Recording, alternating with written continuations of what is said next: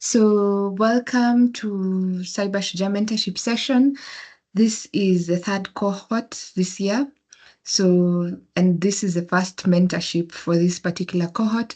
So, karibuni sana. Most of us are new on this particular platform. Feel very welcome. My name is Hope Nduta, and I am usually the host of the mentorship sessions. So with time, we'll interact more. We also have those who join from different communities. Feel very welcome to the Cyber Shujaa mentorship session. And also for alumni who may have rejoined this particular series of mentorship, karibuni sana. So we can just go ahead and start. We'll be starting with a mentorship or a talk on charting your IT path or career planning. And with us today is someone who's very, I believe, who's quite adept and in this particular area, especially in the ICT area. And she has had a wealth of experience and is exactly the right person to be talking about this. So joining us on the call as our mentor today is Miss Lorna Abaki. She is an ICT and risk management professional with over 14 years of cumulative experience in ICT operations, enterprise risk, cybersecurity awareness, and records management. She is currently serving as an ICT officer and enterprise risk coordinator at the Kenya National Commission for UNESCO, where she manages critical ICT systems and infrastructure while also coordinating the organization's enterprise risk frameworks across different departments. So apart from that, Lorna also holds a bachelor's degree in business information technology, BBIT from JKUAT, and professional certifications, some being CCNA, ITIL, ISO 27001 auditor, and so on. She is also pursuing the globally recognized ISACA's C-Risk certification in order to deepen her expertise in risk and control frameworks. Above all, she is a published co-author of the inspirational book, Why Intentionality Matters. She will tell us more about that. And she is a member of the advocacy committee at ISACA, Kenya chapter, where she actively contributes to policy discourse, cybersecurity awareness, and industry advocacy.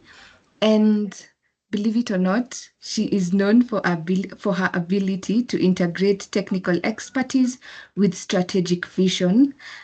She has moderated several high-level panels, and above all, she is a mentor that loves to give back and also mentor the next generation. So, karibu sana Lorna.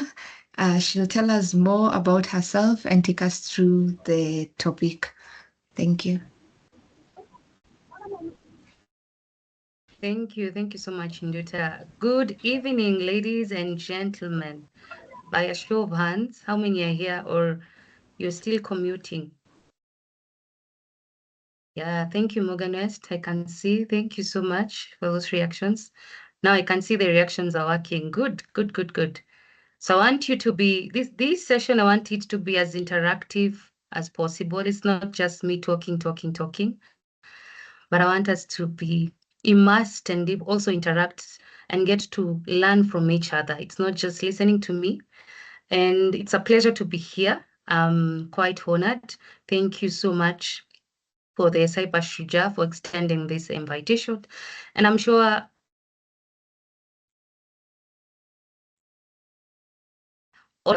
so as you've shown by a show of hands, I want to ask how many are in the IT space?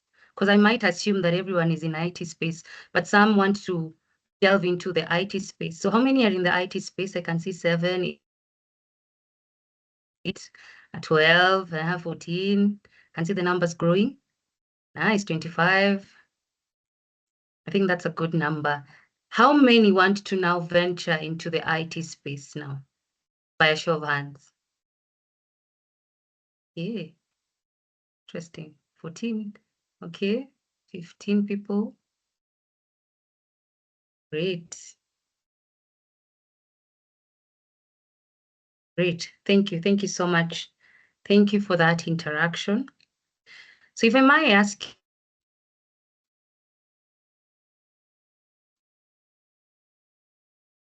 your question, IT career, what's the first word that comes to your mind when you hear about IT career?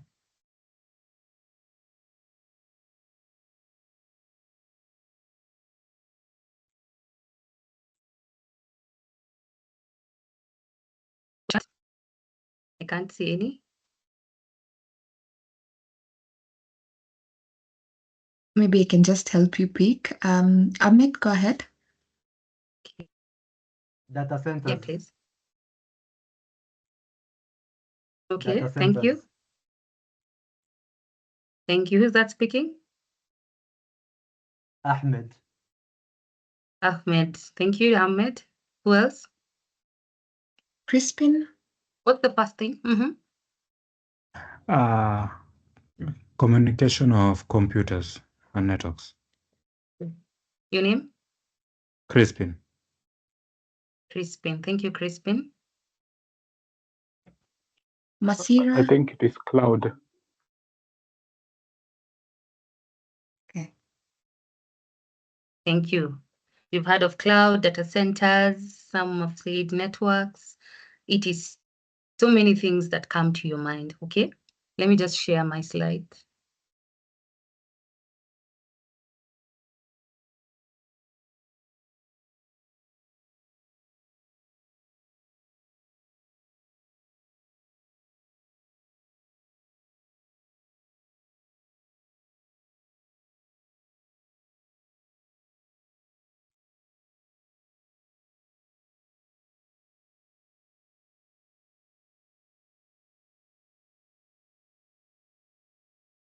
Are you able to see? Yes. We are able to see. You able to see? Yes. Great. So we all know that the tech industry is one of the hottest job markets. I know because it has a lot of benefits. You have heard of it having lucrative. It's very lucrative. People thinking about money when they think it's in the tech market. Very broad. IT is broad with so many options. Just remember that. And it's quite overwhelming, but also fulfilling in any aspect that you put your head to. And also it's important for us to structure our learning process for success because it's very broad and you can get overwhelmed. You don't know where to start. You don't know what to pick. And remember, it's never too late or too early to enter into the IT space. Okay? So you want to understand the IT landscape. We have the popular IT professions, which include the software engineering. Some people have mentioned the aspect of cloud. We have cloud computing. We had professions for data and AI, where we have the analyst, the scientist, the engineer. So that we have data engineers, data scientists, data analyst. We have the front-end software engineers, the ones who deal now with the user. We have the back-end, and we have the full stack. Full stack is now the front-end plus the back-end. They have both skills. And we have in software engineering, the people also who develop the apps, the mobile apps, and even the webs. And also currently the Internet of Things, or you've heard of IoT. We have the cloud and DevOps. These are the people also who have the cloud architecture. We have the DevOps and the SRE. Also in cybersecurity, which I know some of you have heard, or you've heard it in one way or the other. We have the cybersecurity analyst, we have the pen tester, and also cybersecurity is very broad. You can also venture into governance, risk, and also compliance. And now we have emerging professions in terms of IT. We have the blockchain, we have the augmented reality, the virtual reality, the quantum, automation. It's quite broad. So today we want to see where can we channel all our strengths and our goals to see the landscape of IT and also at the end of the day to know where we lay in terms of our strengths and also our interests. Because it can be quite overwhelming. You want to touch matters on cloud, you want to touch matters on data, you want everything. And each and every day, each and every day, you find that the rapid technological drive, it's really moving very fast, and you need to keep at par with it. So you can imagine trying to touch here cybersecurity, the emerging technology, all of those things, that it reminds me of a hyena. And I'm sure maybe you've heard this story in one of the other hyena. There are two parties, and the hyena didn't want to miss any. So he spread his legs on this side, on that side. And the end of it all, he couldn't survive. He died. That's just a story, a small story. So today we want to map our strengths to roles. It's very important. A question: do you see yourself as more of a creative, a problem solver, an analyzer, or a people connector? It's very important to be honest with yourself and ask yourself, what are those current strengths that you think you could fit into? I don't know, hope if the chat is working or it's not working. No, it's not, but the Q&A is, so they can type on the Q&A. So they can use the Q&A. Thank you so much, Hope. Kindly use the Q&A and say, what is that one current strength that you have and you think you could fit into in terms of IT? Just one strength that you think you have.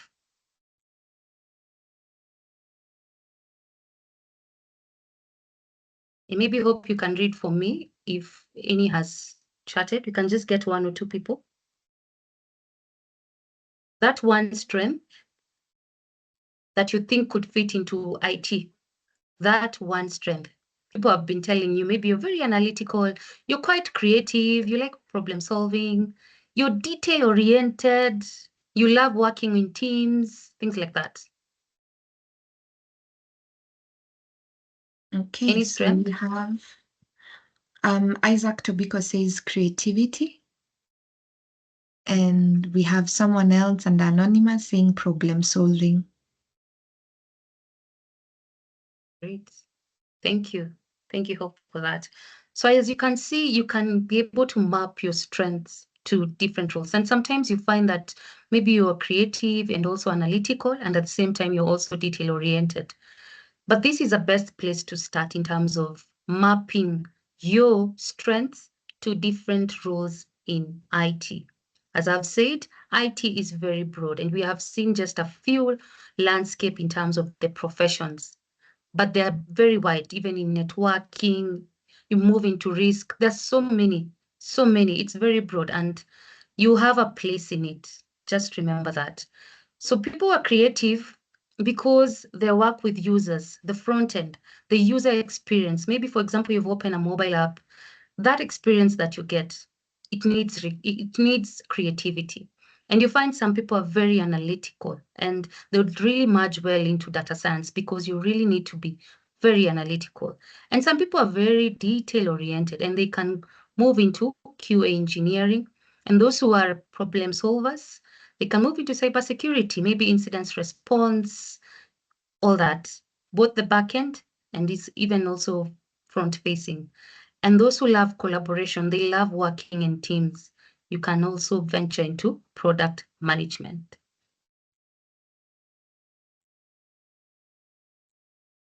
So if you have any questions, you can also post on the Q&A. So by the time I'm done, you can be able to move into Q&A session. So in terms of breaking into the job market, I'm sure many people, many students who have just cleared, or those who are in the third year or fourth year, they're wondering now, what is it in it for me? I've studied IT, maybe I've done a certain course. So what is it in me? What can I do after that? And right now we know where the situation of Kenya is. Please, I beg you, don't wait to be employed. I want us to come out of that cocoon that I must get employed. Yet you can do so much with what you have and what you've gained. I remember there's an intern who came to my office the other day. He was an intern at our place, and then he finished his internship, and now he came to us for volunteering. He wants to volunteer, but us, we don't pay volunteers. And he said, I can volunteer twice a week. I'll use my transport, my fare, I'll pay for myself lunch, but I want to gain experience. That is a very good attitude. Attitude is very key where you are. Don't be very, what is this word? it's coming and going. But I remember, but don't feel that the world owes you something because you have a degree. It's important to check your attitude.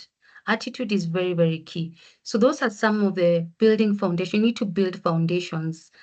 And you can start small. The way I was saying, as you've seen my portfolio, or the way Hope was just reading my bio, and I can tell you for a fact that I started as a clerical officer. Me with a whole degree, I just accepted a work of a clerical officer in a government organization. You can imagine the work of a clerk, being in the files deep down, trying to navigate through the files, the old files, getting information, etc., filing, classification of data, etc.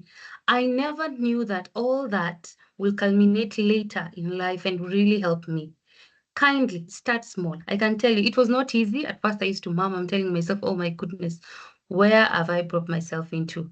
Trying to look at the files each and every day, all that dusty files. So kindly start small. If you're given a job to do it with all that you can. Do it with all that you can, even if it means something that is not in alignment to what you're studying. You never know, because all these things later in life you'll be able to understand. Like right now, if you're building system for record management, I know records come rain, come sunshine. If you wake me up in the morning, tell me how to classify different types of records, the top secret, what is it? How do you do it? All that has really helped me, even in terms of growing in my career. Do not despise the days of humble beginnings. Please, never despise those days of humble beginnings. It's very, very important. So if you're given a job, even if you start as an attaché, you're not being paid anything, take it and do it with all that you can. Do it with excellence. That's very important. So in terms of even people who want to move into software, you can now try and venture into different projects. Do 1 or 2 projects. Try to solve a problem and even create a portfolio. Others, you can also go into personal branding, both the ones who are doing the projects or creating your portfolio. Make sure you are on LinkedIn. Don't say that you don't have anything to put on LinkedIn. You've studied, you're in school. That's enough thing. And the conferences or even this meeting that you've attended, you can update it on your LinkedIn. It's very important for you to have a personal branding. And networking and mentorship is very, very, very key. For you to journey and even break into the job market, no one will realize you. No one will know you. You're not visible if you don't network and you don't gain mentorship, because a mentor, for me, is like a light. You're in darkness, you're at a place where it's very dark. You can't see ahead. But a mentor comes and tells you, here, I have a torch. Let me help you to navigate your way. And you can imagine if you're in a place where it's very dark, pitch dark, and you need to walk, you will fall many, many times. But a mentor will tell you or will show you the way. You don't have to move this way. I made a mistake, but you can move on to this way. So it's important that each one of us has a mentor.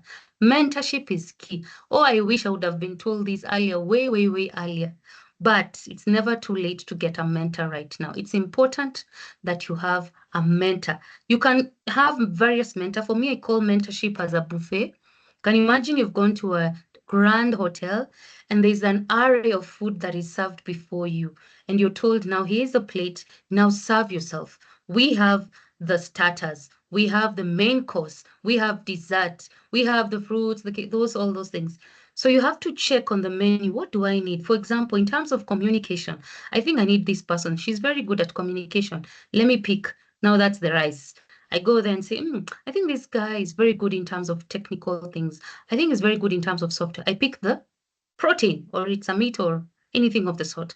So to me, I call mentorship as a buffet. It's not a one-man fits all, because everyone has their different strengths. So you can pick. For me, I say, okay, this person is very good at this one is good at this, and ensuring that accountability is very important. When you're being mentored, please ensure that you're very accountable to your mentors.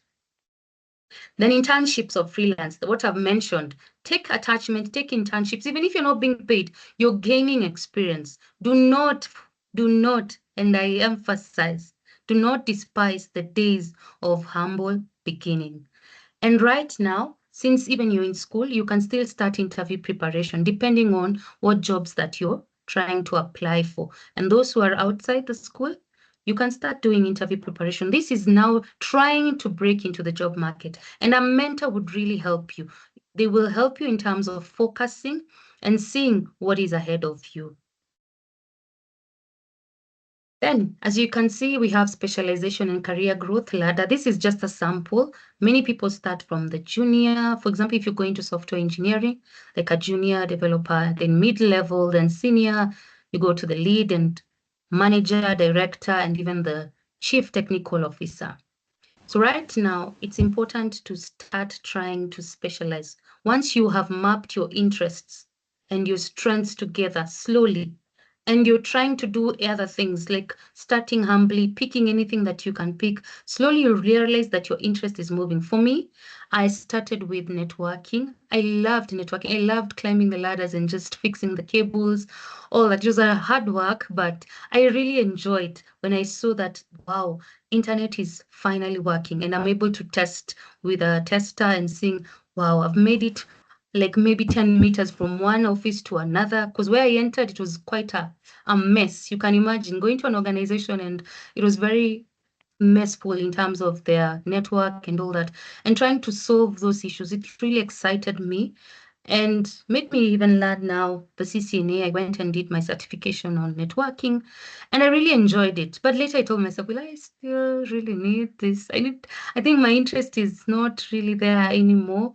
So I tried now moving slowly and even getting the role of this risk management role. It was just happening by chance. That's why I'm saying you work just with mentors around you, and then you realize slowly that you have some interest, and people will mention your names and saying, I think Lorna can do this and that. I think Ahmed can do this and that, etc. So it's important that you try and also see where can I fall, because you'll be overwhelmed if you want to study anything about AI and data, cybersecurity, cloud and DevOps, everything you want it in a day. Start slowly, strategically to say, okay, I think for this year, I want to learn more about artificial intelligence. So for these 3 months, let me focus on learning about this generally. I want to learn about AI because everything is just about AI. I want to learn about data. Slowly, it's important for you to be very strategic and have those roadmaps and tell yourself, in the next 3 months, what do I want to study? There are many courses online for Udemy or even Coursera, which you can learn. And sometimes they usually have an offer. Maybe they're saying 1,000 bob for a certain course, etc. And I know right now you're wondering, okay, now I've picked all these things. Maybe I want to be a software engineer. Maybe I want to be in the IT support desk, help desk, etc., networking. But how do I future-proof my career? Will I still stand in the next 4, 5 years, 7 years? So that's why it's important to learn, and not just learning AI tools and automation, but learning. The moment you enter into the IT sphere, I'm telling you, you will never stop learning because technology is changing every single day. The other day, we were having a discussion with a colleague of mine, and we're asking ourselves now, people are now moved to doing masters in AI. But I can imagine by the time they graduate, a bit of AI has changed. And right now we're talking about AI everywhere. AI was in a specific place, but right now AI is in everywhere, in health, in agriculture. It's moving there in every aspect of life. That's why it's important as you match and map your strengths and skills. Look at things. Sometimes maybe you love sustainability. How can you put tech into sustainability? For me, I love risk management. So I put IT and risk management, and then I matched them and said, interesting. So which sphere do you feel like you love? And it's important that you be very, very honest with yourself. Don't move with peer pressure because people say, this is where money is at. Now let's move to it. Blockchain is everything. Let's move to it. But where are your skills? Because God, the way He created us with different skills and different strengths that we have. That's why we don't look alike. That's why we have different colors. That's why we have different hair types. We have different noses and eyes. It's important that you understand your uniqueness and how can you bring your uniqueness to the IT space. So it's important, once you map it out, keep on learning each and every single day. Nowadays, we have even YouTube videos. Instead of spending time on TikTok and Netflix, you'd rather learn something new each and every day. And slowly you realize that even you mature, the way you speak, the way you talk to your peers, and slowly, even as you network, you have something to tell other people during the networking session. And it's also important that you develop your skills. And this one I'll emphasize right now, because we have moved into the era of AI. Many people have lost the critical thinking aspect, because where we are moving, AI will do most of the things, almost 80%. Do you have the critical thinking skills? You can use AI to train yourself on critical thinking skills, okay? So it's important for us to have critical thinking skills. For example, sometimes we have interns who come to our offices and you tell them, okay, we've gone for an activity, because our office, we do a lot of capacity building. So you've done a capacity building, and you tell them, please do an activity report. They just go to ChatGPT and write it like that and give you. And you know very well, this is just 100% ChatGPT without human intervention, a slight human intervention. So critical thinking and saying, in this AI, I think there's a mistake that it has done, because sometimes it hallucinates. So you can imagine. And it's important to have that critical thinking skill. It's very important. And I will not emphasize, and I will overemphasize on communication, both public speaking communication and also communication. We have had cases where you are very good, you're very technical, you know a lot in terms of what you're doing, but how do you communicate even to investors? For those who want to venture into business, they want to sell the idea, you need communication skills. You can't escape this. You cannot escape this. And this one, you have to develop it by yourself. And there are many avenues where you can develop these communication skills. Join clubs, public speaking clubs, go for a public speaking course, learn it even online, go to YouTube, ask yourself, how do I become a better communicator, a better public speaker? So it's important that as much as we want to gain the IT skills, it is important as we go and move ahead, critical thinking skills and communication skills is very, very, very key. And you also have to gain domain knowledge. Like I've said, instead of spending your time mostly just scrolling on TikTok, why don't you gain a domain knowledge? For example, you tell yourself, right now with the emergence of AI, can I learn AI at least 30 minutes a day or an hour? And you realize with time, you're better placed. Even someone can really work with you in one way or the other.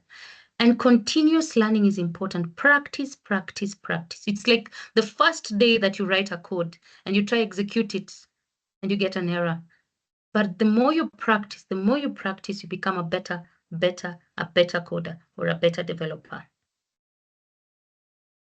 And as I've mentioned, you're going to go through a lot in the IT space. I can say for me, what I've really learned is about resilience. And you can imagine being a lady and also trying to venture into the IT space. Right now, when I see women, and I'm not just being biased in terms of women, but sometimes the resilience you have to, because you're told, climb those ladders. Yes, you did IT. You need to climb those ladders. You don't have a way. So ulitaka kufanya IT. So you have to build resilience within, and resilience comes within, and intentionality. And it's important to have your goal and say, this is what I want. So no matter what, no matter where you're pushed, it's important that you build resilience. Don't be that person that gets angry very quickly and just leaves everything. You need to build your grit. You need to be resilient in this sphere. Otherwise, someone else will come and move ahead of you. And as I've mentioned, continuous learning is very key. Continuous learning and community engagement. And I love the fact that already you've joined a community. You're in this cohort of Cyber Shuja. This is one step. And kudos to you. You should clap for yourself that you have already done the first step by having a community engagement. You have a community where you can be able to share things, where you're able to learn a lot about the IT sphere. And it's important for you also to have adaptability. As I've mentioned, imagine if I had a goal and said, I'll just do IT, come rain, come sunshine. Don't give me any jobs that require my hands to do. Don't tell me go into records or do other things. It's important for you to be agile. Maybe, for example, you've gone into a job You've been given a role. Maybe instead of an IT role, you've been given even an HR role. Like sometimes I see other organizations, someone has done maybe IR, and then they're told you're going to sit at the reception. You can imagine. Will you be adaptable? Will you have that resilience? Will you have that motivation? Or you'll say, "Ah, I'd rather stay at home. I can still stay at my parents' house." Think about it. Think about it. And it's important that you motivate yourself. Motivate yourself. And motivation also comes through engagement and community engagement. Have peers, like buddies, the ones who can put a gun on you and say, what are you studying next? Are you still watching TikTok or you're studying something else? So it's important, as much as you have a larger community engagement, have those buddies. People will tell you the truth. And yeah, right? The way you're moving here, it's not right. I think we need to do this and that. And lastly, it's important for you to be curious. In IT, you have to be curious. Come rain, come sunshine, you have to be very, very curious in everything. At least learn about what is software engineering, what are these professions that Lorna has mentioned. Just learn and an overview of all those things. It's important. And then now slowly, because of the interest that you have, you're able now to move into that. I'll ask you a question, and you can answer on the Q&A. Do you feel excited or worried about AI in your future career? Do you feel excited? You can say yes or no. I'm excited or not excited. Do you feel excited or worried about AI in your future career? And maybe Hope can help me, can assist me.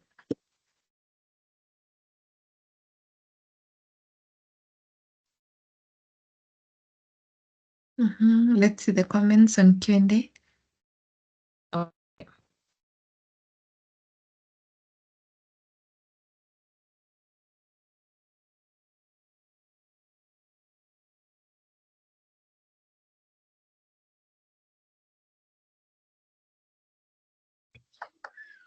Excuse me, I'm not sure if the Q&A section is working, but maybe I could answer your question. Okay. I'm excited about AI because of the potential it has to solve problems in various fields. So you don't have to be tied to one field. You can solve problems in various different fields using AI. So that's why I'm excited.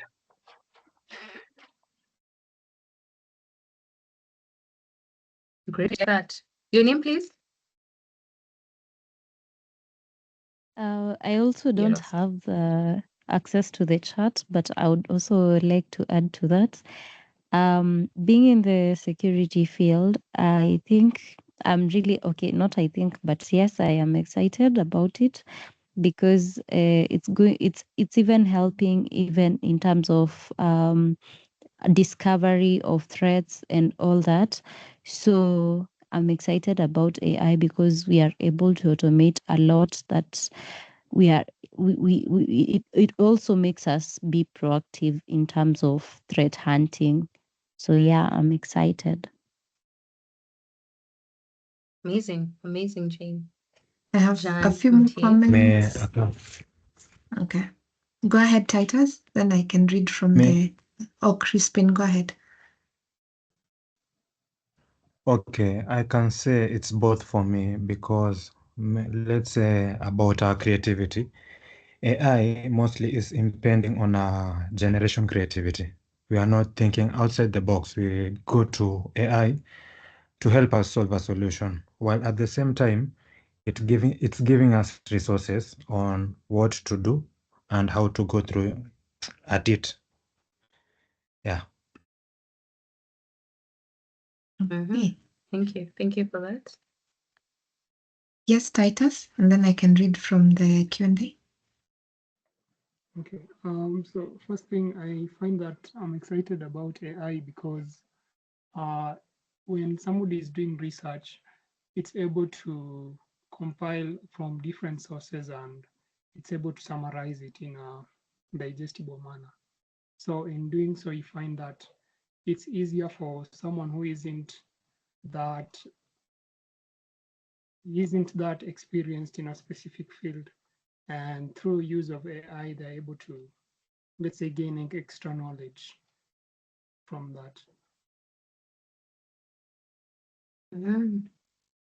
Thank you. One more, and then we move. We have, let me just pick two from the Q&A. Someone says they're worried complexity in cyber attacks will get more sophisticated. Then Isaac says he's worried as a developer, but on cybersecurity side, he's excited. Yeah. That's interesting. Yeah. And the good thing, for example, for those who are developing, I love the fact that the Visual Studio has already embedded ChatGPT 5. And it's easier even when you're writing the code, it makes work easier. And all of us can agree that it makes work easier. And AI will not replace your job. It will only replace those who don't use AI. If you don't use AI, maybe it will replace you. So as Jeanne Moutier has mentioned, that it helps them even in terms of threat hunting. It is quicker. You're able to now see threats at a larger landscape and have an overview within minutes. Can you imagine the way you're trying to find something and you're doing analysis? It takes time, and it has really helped a lot of people. It's a 50-50 depending on how you look at things. But now today we're not trying to look at it that way, but it's just looking at your career and how you're going to future-proof your career. So it's important that you the emerging technologies. Very, very important each and every single day. So we can move, Hope. Yes, just a quote from Ahmed. He says, calculators never replaced mathematicians. I like that, Ahmed. Very true. Remember, that's very true. We were forced to use logbooks, and it was quite a hard thing to do. And then calculators came, and it never replaced mathematicians indeed. Thank you, Ahmed, for that. Thank you for that quote. So let me ask you a question. What role do you think is hardest to transition into? For example, maybe you've been in security and you want to move into management.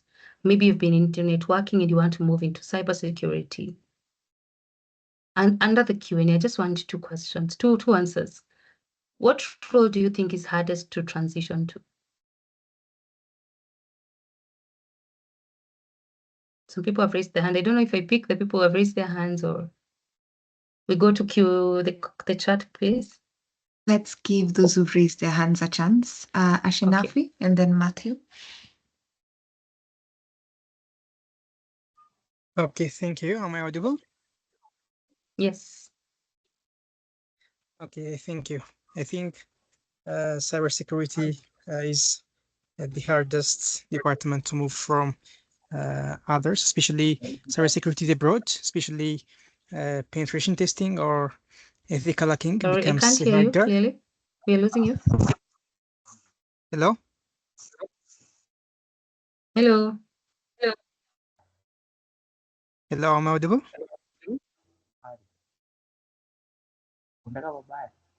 Yes, you are.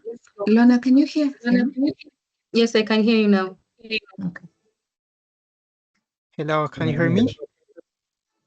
Yes. There's someone who needs to mute. Someone is Yeah. also speaking. Yeah, let me just try and mute them a minute. There we go. Okay, am I audible clearly? Yes, you are.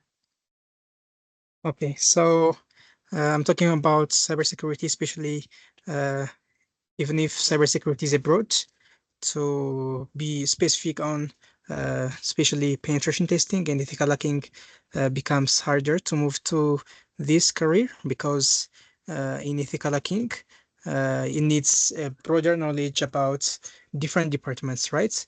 You may have to know about operating systems, networking, and also some of the programming skills. So it's a comprehensive, right?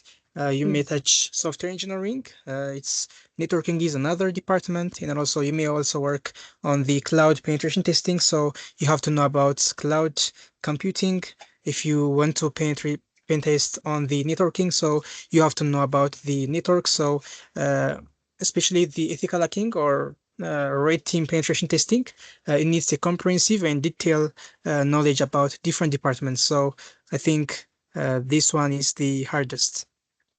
Thank you. Sorry, I didn't get you clearly. Which one is the hardest? Ethical hacking. Ah, that's what you think. Okay, for you. And currently, what do you do? I'm currently work as a maintenance planning engineer at Ethiopian Airlines, but previously I worked as a penetration tester for a couple of months for Bank of Abyssinia. But I love doing ethical hacking, but I moved to the new company for the case of the money. Not Okay.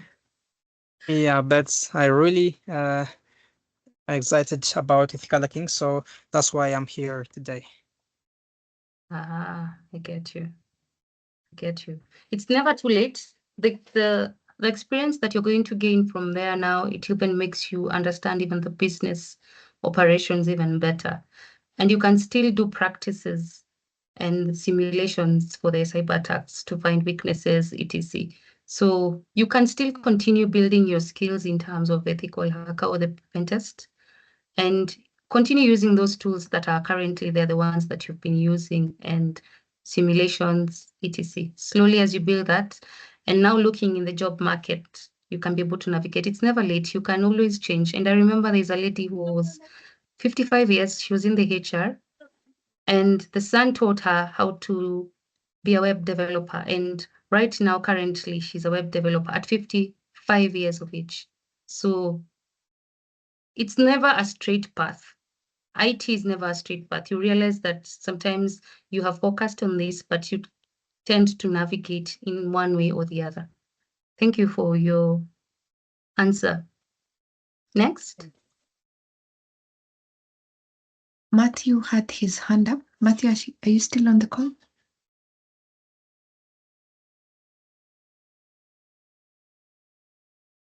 Okay, Ahmed. I'll say development is the hardest to transition to, because if you look from the perspective of how development is taught, the assumption is that you're building everything from the foundation. However, once you're employed, you're interacting with other people's intellectual property. So you have to learn that particular architecture, how it's incorporated.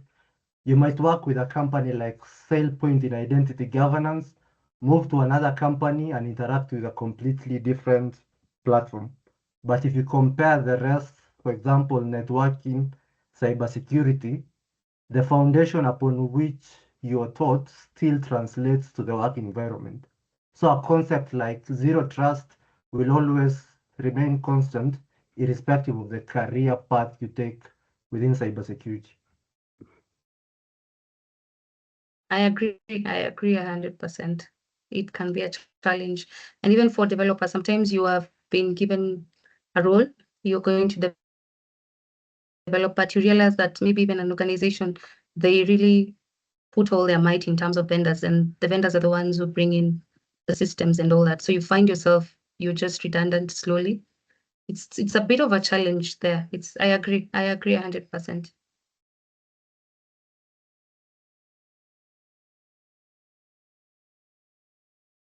Yes. I think we can move.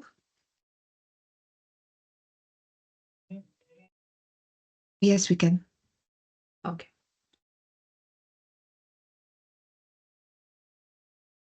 So we've already seen the aspect of mindset and habits for IT success. A question: which habit do you find hardest to keep? Is it continuous learning? Is it community engagement, curiosity, motivation, adaptability, or resilience? Which habit do you find hardest to keep? Because for you, in IT, you need to be resilient. You need to have continuous learning. I've seen hands. You can just, yes, thank you. Crispin or Joe? Okay, to me, is continuous learning, especially when you don't see the results of what you're doing. And maybe, for example, it's a long course or a long period, and then at the end of the day, you don't know your results. Yeah. By results, what do you mean? That after doing the course, you don't get your results? An online course or what? Okay, when you are starting a certain course or you are starting to learn, you have some particular expectations, and maybe Yes. you did not do your own research while you are picking that course. So at the end of the day, even though you performed well in the course, if your expectations are not met, you'll always doubt yourself. I understand. That's why it's important to build resilience. You can imagine sometimes you try and do maybe the CompTIA exam and then you fail the first time. Will you keep up or you continue? And that's a test of your resilience. Because sometimes you try and study, but still maybe you fail in that exam. And that's why it's important, because you can imagine if you're trying to solve a problem with a system, you're trying to even pitch your idea to maybe an organization or even to a people, and then they tell you, no, that thing can't work. How will you take it? That's why we come back to resilience. This one, you can't leave it. And it has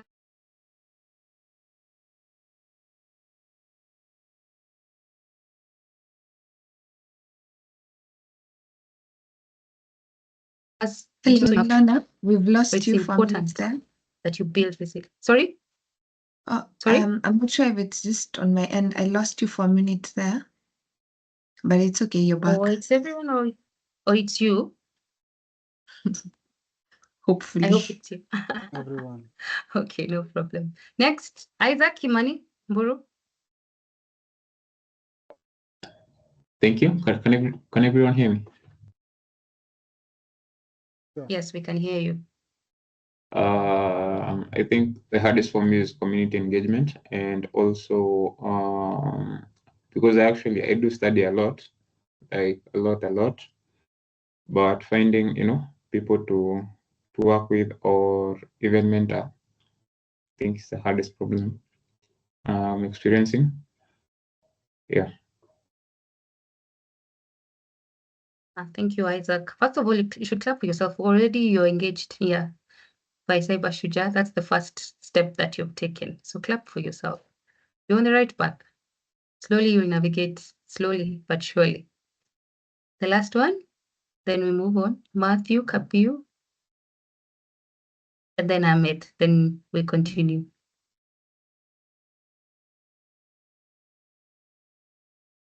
Yes, Matthew.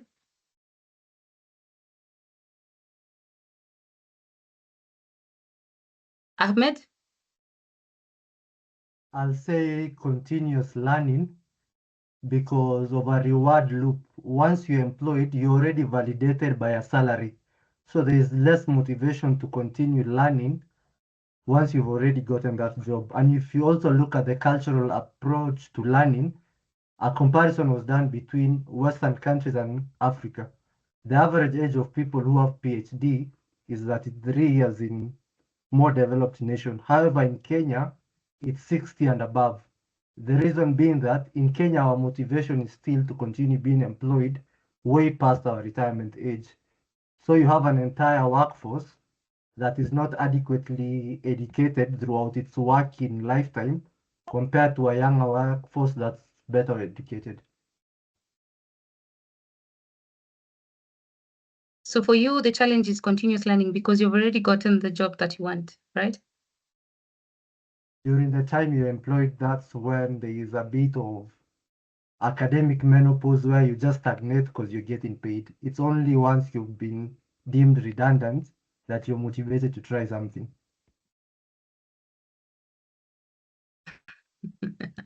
That's interesting. It's quite interesting. Some people will say that their challenge in terms of continuous learning maybe is the money, but you have to look at the aspect. Someone has the time but doesn't have the money. Someone has the money, but they are experiencing menopause. It's quite an interesting one. But as you've learned that aside from you being redundant and learning because you want to get a job. I think we need to move and shift our mindset that continuous learning is not just learning so that we get a job, but learning to be a par and learning for the betterment of not only us, but even the people who are surrounding us. I'll give you a certain scenario. We are doing a capacity building for IC integration for the ECD teachers back in last year. And I really cried my heart out because I realized that these teachers, they don't know even how to power on a computer. And I thought it was just those memes people say that open a window and then they go and open a window. But I saw it with my own eyes. And I was like, oh my goodness. So what I'm learning, I want to pass it out. It's more about an impact to the people that are around you and not just for your own self, because we are learning not just to get jobs, but I want us to shift our mindset that we are learning for the betterment, not only of our communities, but even to the nation and even globally. And if we move like that, slowly but surely, even the entire nation will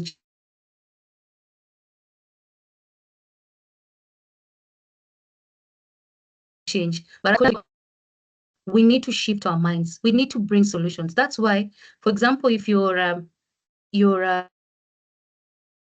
startup company in tech, and then someone comes like Google and offers you a job, I'm sure you're going to leave your startup and just go to the Google job if they tell you. I think we really need to shift our mind. Why are you in IT? Why are you here? You need to create an impact wherever you are and the people surrounding you. It's important that they get that touch. Whatever you're learning in school, that they're able also to feel it. For me, that's very, very key. As we continue learning, it's not just for us to get money, but also to have impact, even greater impact to the society. Yes. I think my time is moving. I have a few minutes. So the key takeaways for me, it's that IT is broad but navigable. You can navigate in whichever way. Ensure that you know your strengths. It's important to write them down. Have time. Think about it and map to the roles that you want to, for those who have not yet mapped the roles. And it's important for you to build foundation. As you build those foundation, you're going to be visible. And as you become visible, you're going to break into the job market even greater. And it's important for you to specialize. As you specialize, you'll grow. And as you grow, you adapt. And as you've mentioned, you future-proof with continuous learning. Continuous learning is important. And at this juncture, I want us to ask ourselves, if you could take one action this week, if you can take one action this week towards your IT career, what would it be? If you can take one action this week towards your IT career, what would it be? Just this week. It starts with a week. Yes, Grace. Grace, you can tell us. Grace Sampao? Thank you. I'll start out with mini projects. Thank you. And you're accountable to us now. Grace Sampao, I'll write it down. You need to start your mini projects this week. Yes, Hope Nyambura? Try a new language. I'm a software engineer, so learn a new language. Amazing. Which languages have you specialized in right now? Python, Java, Golang, yeah, React, name them. So you need to write down be specific, which language do you want to do and try this week? You need to write it down. Alex? So, Alex Waweru? hello everyone. Yes, we can hear you. So, me, I can bring an argument about the problem in tech is lack of learning roadmap. That's the main issue. As you view abroad, Maybe I've not gotten you. I've not understood. I'm saying the main problem about tech or cybersecurity, all of them is due to lack of a learning roadmap. So a person wonders, where should I start? You see? Yeah. Oh, so that's a question you're asking? Not a question, just an argument I'm bringing to the table. Or an argument you're bringing to the table? Yes, this lack of learning roadmap, which brings inconsistency, yeah, and makes person lose motivation and finally drops out. Yeah. I understand. I'll ask you, do you have a mentor? For now, no. Okay, Still so I'll haven't. give you some work to do. Kindly go and check the different cybersecurity roles. Okay? Yeah. As you check the different cybersecurity roles, and I want you to check also the responsibilities. Just have a side, write down cybersecurity roles and the responsibilities on the other side. Okay? For example, if you have a security analyst, for example, you can say a security analyst, right? They monitor systems, they investigate incidents, they use SIEM, like that. And then next, maybe security engineer, where they build and maintain security, they configure systems, they test and update the defenses, etc. Then you go to pen test.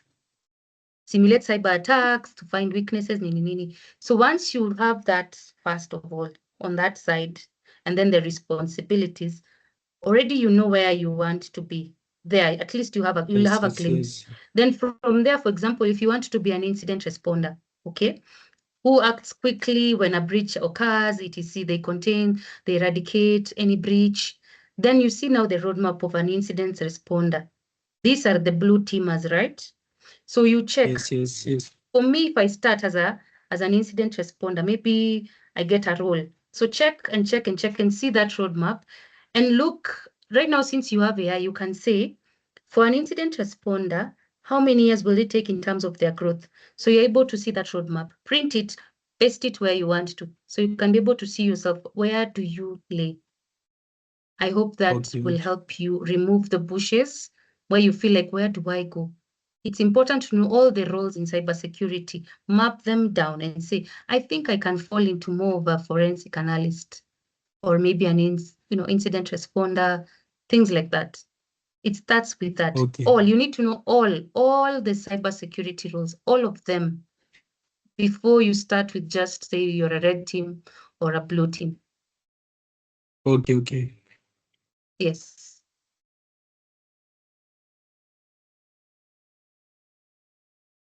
Yes, Beckham Onyango. Yes, hi. Can you hear me? Hi. Yes, I can hear you. Yeah, for me, for this week, I think I'll just go.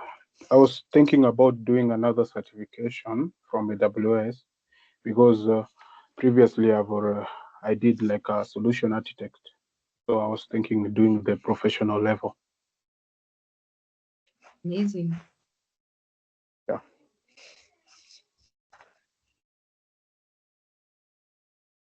Your account and asking them. You'll ask them later after a week is done. Benson, Kipsang, and then Harris. Benson?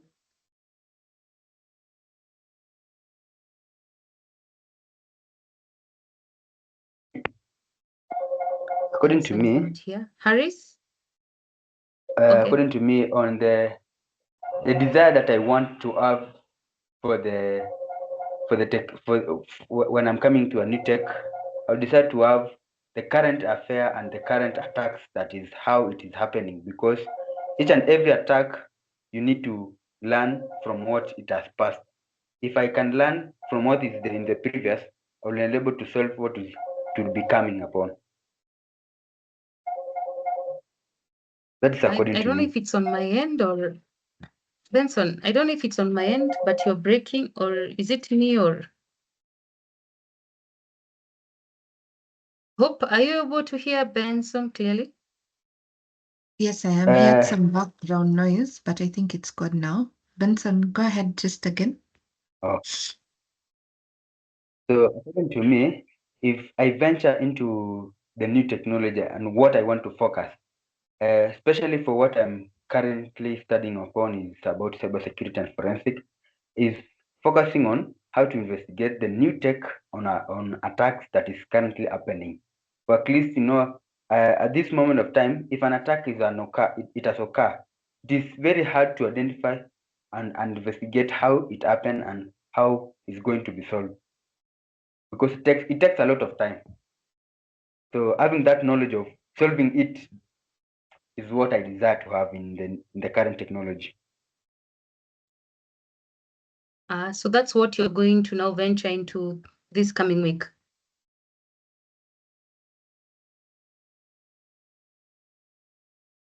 Yeah. Okay. Okay, that's very good. That's very good.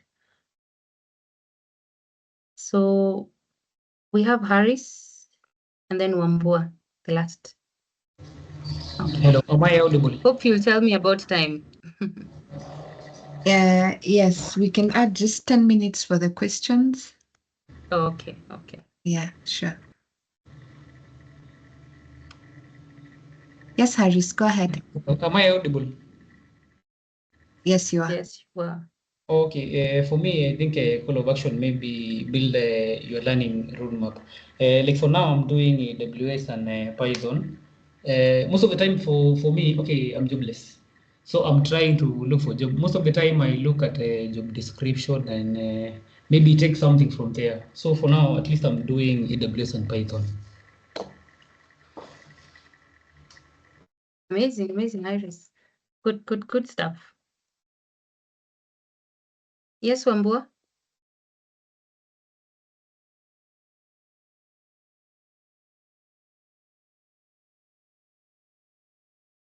Wambua?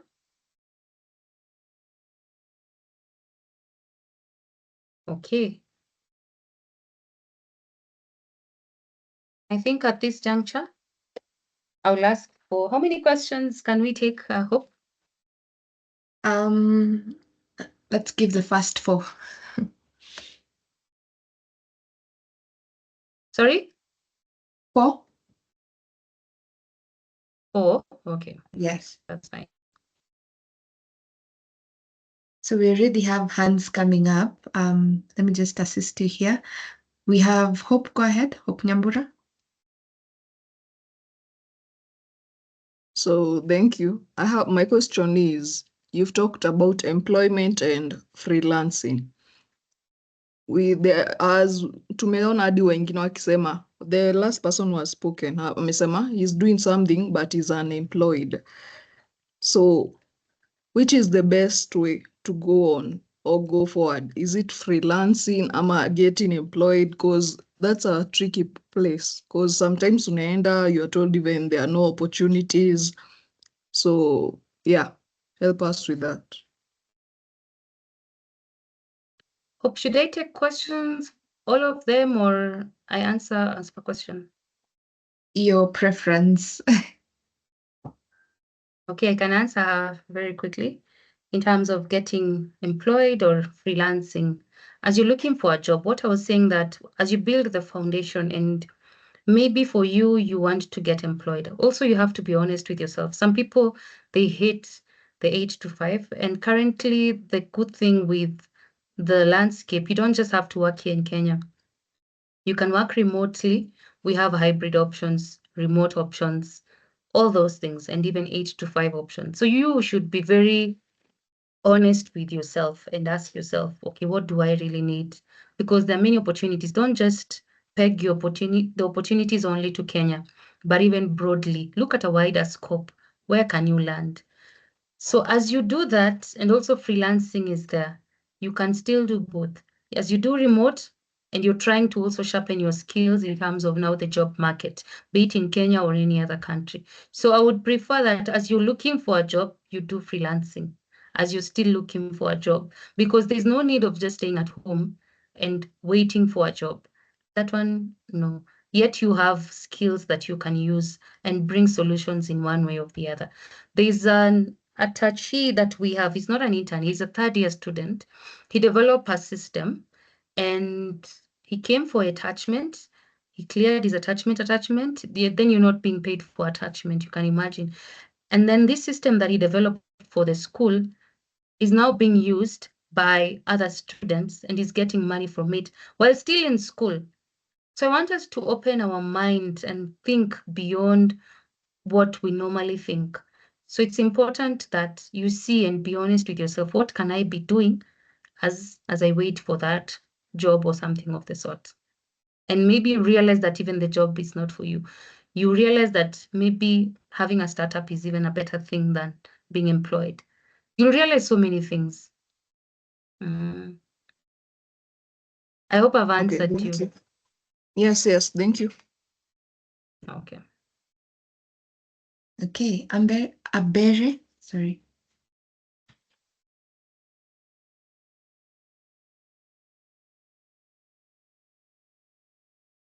Hello, I hope you can hear me. Yes. Yes, we can.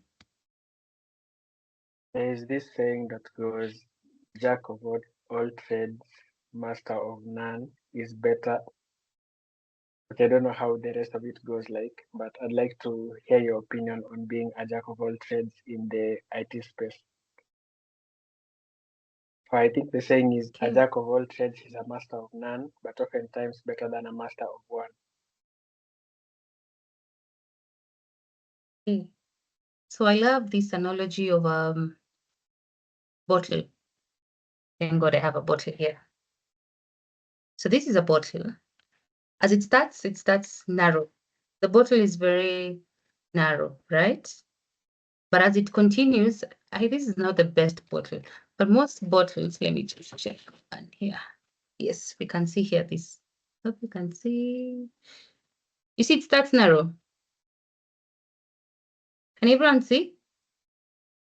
Yes. Yeah. Then as it grows, it becomes wider, right? Mm-hmm.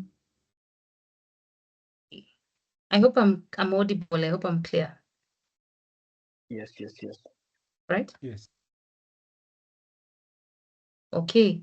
So when you start off your career, you start narrow, you're specializing. And as you grow, because you need to understand the business, you have to grow wider. For example, right now, I'm not just in specific and saying I'm doing networking or maybe I'm doing cybersecurity, but I have to grow broad and understand the business depending on the roadmap that you want to. Would you want to still stay stuck being that developer or want to move into management? Because when you move into management, you have to be broader. You have to understand the business, the mission, the vision, and the objectives, the strategic objectives, and how it boils down to various departments, right? So it's important the way I've mentioned right now with the emergence of AI. I wouldn't want like I'm calling Grace and telling her, Grace, do you know about AI? No, I don't know. Me, I just know about software development. I ask Isaac. So there are those things that are common. At least you gather some of the common things and the trends. It's important that you gain the trends in the sphere. Once you gain the trends, as much as you have your specific, as you grow up the ladder, you have to grow wide. So meaning you will have to touch many aspects, many fruits in the tree. So remember that analogy of the bottle. You start narrowing, but as you move up the ladder, you grow into broader. So for me, jack of all trades, but a master of none. You'll still be a master as there where you specialized, but as you grew, you became broader. And now even your mindset, and you're able to even manage an entire department or even an entire directorate, etc. So you grow, you start thin, and then you grow wider. So you'll be able to know many things. But where you are right now, also learn the current trends. What are the trends? What are the trends in terms of this sector, and this sector? It's important. As much as you try to specialize, you need to know the trends that are there. Yes. Ashenafi?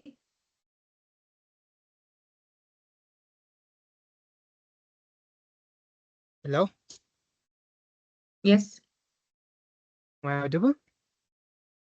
Yes, you're audible. Okay, thanks. The question I have is, while I was working as a penetration tester at Bank of Abyssinia, my manager always told me that getting a job in cybersecurity remotely is so hard. He has more than 10 years in cybersecurity.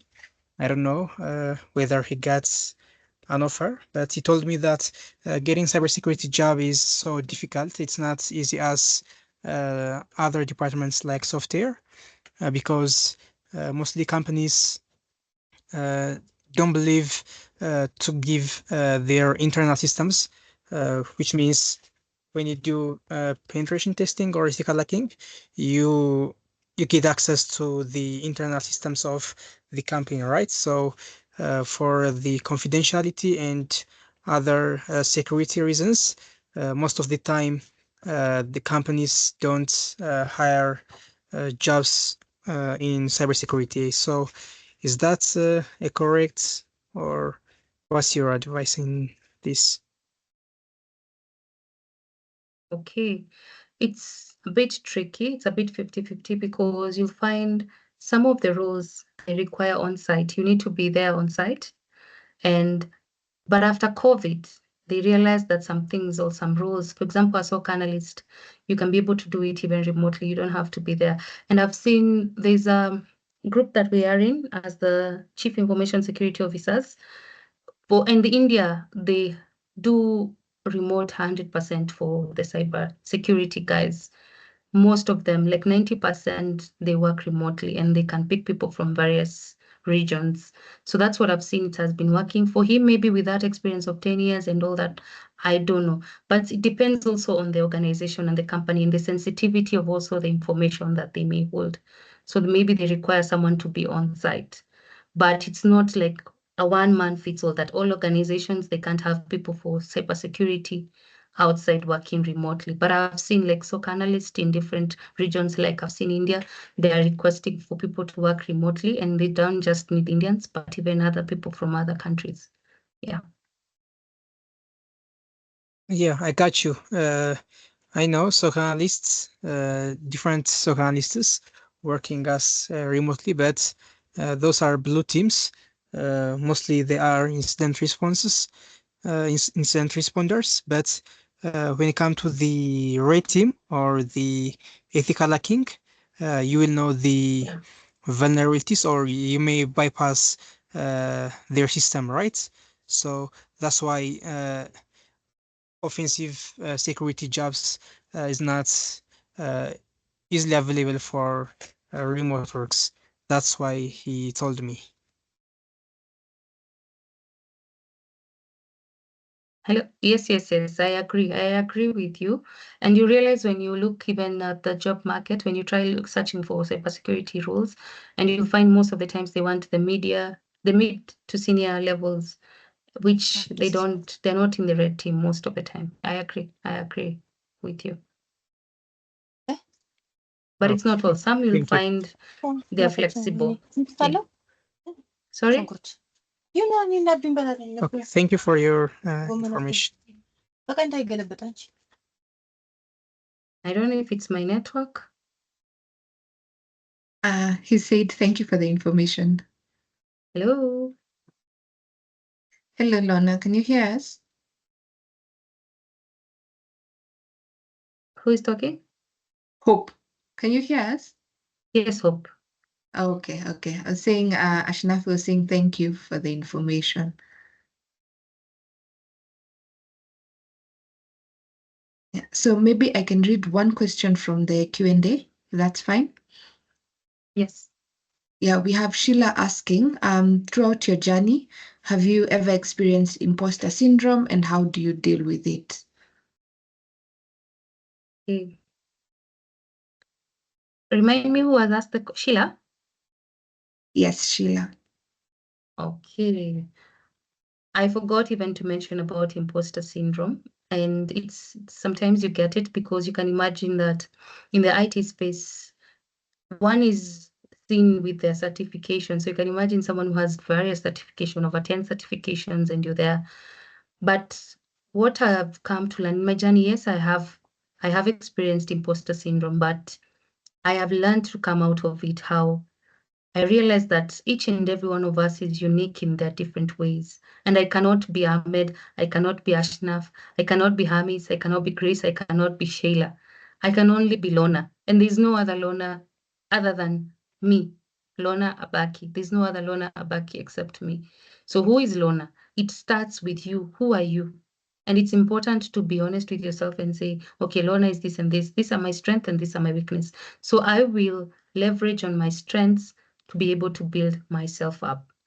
So many people experience imposter syndrome because we compare ourselves to others. But you can imagine if everyone has different lanes, you stick to your lane.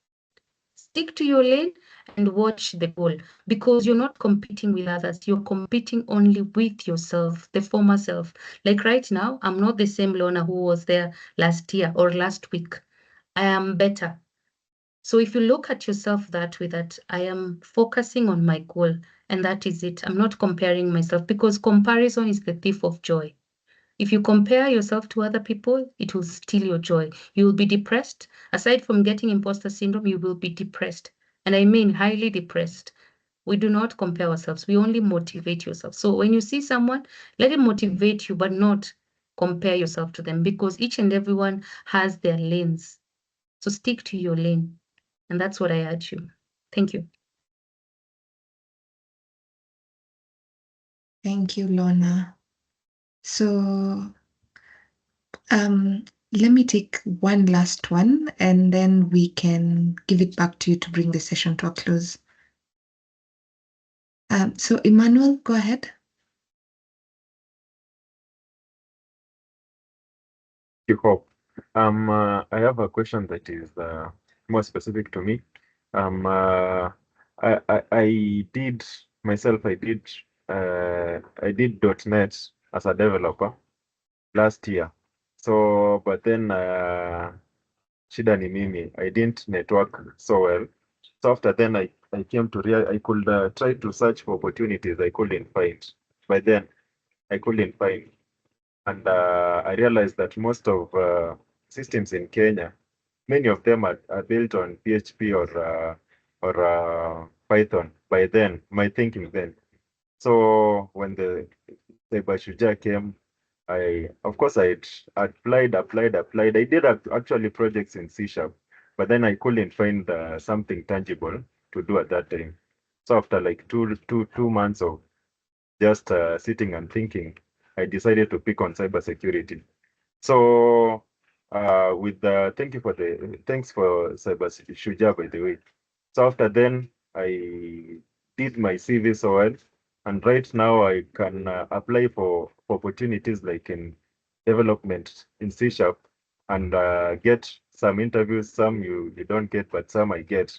So I'm just wondering, how do you prepare for such? Because it's something I did last year. I never came to do it again, to practice on it again. And you have an interview for in like 2 or 3 days. How do you prepare for such? Thank you. Okay. You prepare for a role of which role? Development. Okay. So that development role, first of all, you realize that interviews are usually, they have sections. Yes. For example, the first section is very general. They'll ask you, tell us about yourself, etc., and there are some different marks. And then there is now the technical, depending on the organization. Sometimes they require you to do the interview practically. Okay? Yes. So it's important, one, learn the generals in terms of who you are, etc. They'll ask you a lot about what is in your CV and just general knowledge in IT. They'll not just ask you specific to developer in terms of the general knowledge, because it's important for you to understand the general knowledge in the IT sphere. And then now for specific now to what you have studied in the .NET, it's important to now practice it, because sometimes you can be given a practical to do. You might think it's just the oral interview, but it can even be a practical one. So it's important that you learn those skills. Again, you refresh, just do a refresher for that. That now is the technical. Okay? So learn both the technical, both in the oral, if you're asked a question, and also in the practicals on that, so that you're able to infuse all those things. And then there are some questions that you can get online. Can't remember the link, but you can get online on the developers, the questions that they usually ask, frequent asked questions, so that you just keep on asking yourself, or maybe you have a peer, you tell them, kindly ask me this question, and then you're able now to do. That's how you prepare. So sometimes you can know you have knowledge, but in terms of communicating is again another problem. So please ensure that you have someone else. They throw you a question, and then you're able for that oral, the aspect of both the technical and also the general ones. Just pick some questions online and then tell a friend to ask you those questions. It will build your confidence over time. So if you have 2 weeks, it's enough time to really practice. It's enough time. At least a day practice 2 or 3 questions, another day like that. By the time you reach 2 weeks, you've already engraved all that in you. Yes. Thank you. Karibu. Thank you. Thank you so much, everyone. Emmanuel was our last question for the night, but maybe Lorna can share how to reach out later on if you have questions you'd want her to address. So back to you, Lorna, to just give us, do we call them parting shots, the last comments for the night, and then also you can share how to reach out and so on if you're available. Okay, but I hope someone can remember in a quick, what are the key takeaways? Key takeaways? To see if you've been listening. Let me not take much of the time, but I really thank you. Thank you so much, Hope. One of the key takeaways is remember that you need to know your strengths and map to your roles. And also you build foundation, which means it will create for you a visibility and eventually to break in, and ensure that you specialize. As you specialize, you grow. And as you grow, you will adapt. And continuous learning is very, very, very important. That is it for me. And remember the project that you mentioned this week you're going to do. Please ensure that you do it. And how to reach me, I'm on LinkedIn. You can search for Lorna Abaki. Another way is my email is Lorna, LORNAHA30@gmail.com. So you can reach me also through there, through email or through LinkedIn. I hope that is very clear. Yes, it is. Thank you. Thank you so much. Ibrahim, you want to tell Lorna thank you? Your hand is up. Ibrahim, go ahead.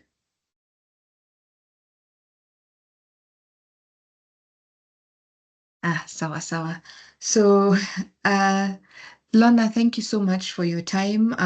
Thank you for giving us those insights, and they're very relatable and in a way that is easily understandable. So, thank you so much, everyone, for making the session a very engaging session. We really enjoyed it. I personally took a lot from this. Quite challenged, made me review some of the areas that I may not be following up on in my career. And I hope we all have some take homes for this. So, as usual, I always advise to take time to listen in the session later on. Maybe when you're settled, maybe you are traveling or something of the sort, just to relearn what you've already learned and be able to practice what we've listened into.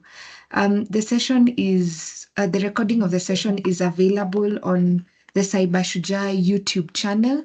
So latest by next week, Monday, you should be able to view that and be able to listen in. So again, thank you, Lorna.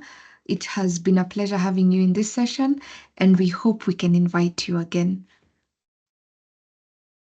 Thank you.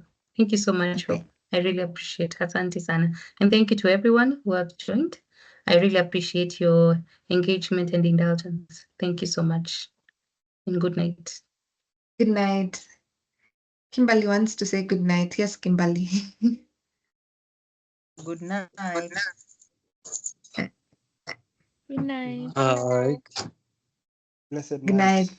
Bye, everyone. Thank you. Have a lovely weekend Bye. and rest of your night. Bye. Thank you and good night. Bye.